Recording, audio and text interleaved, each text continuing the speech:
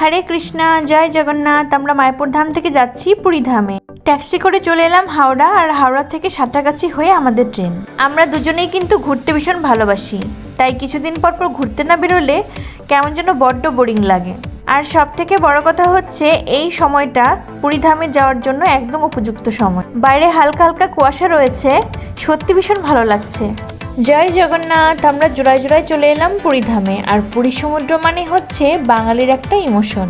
আমাদের সঙ্গে বর্দার বর্দিও এসেছে, মানে আমার জার ভাসুর আর আমাদের সবার আদরের ছোট্ট পুট্টুস। যদিও পুরী ধামে আমরা দুজন বহুবার এসেছি, তবুও আমার কাছে মনে হয় কয়েকজন একসঙ্গে এলে যেন আরো বেশি আনন্দ লাগে। আমি বর্দার বর্দিকে ক্যামেরার সামনে একটু পোজ দিতে বললাম, তো বর্দি একটু পোজ দিল, আর এই দেখো বর্দা দৌড়ে দৌড়ে আসছে।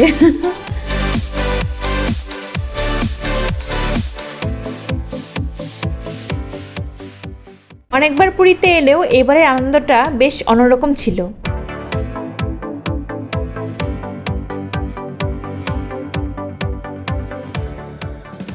আর এইদিকে দেখো আমাদের ছোট্ট পুট্টুস ক্যামেরার সামনে একটু পোজ দেওয়ার চেষ্টা করছে। ভালো থেকো সবাই। হরে কৃষ্ণা।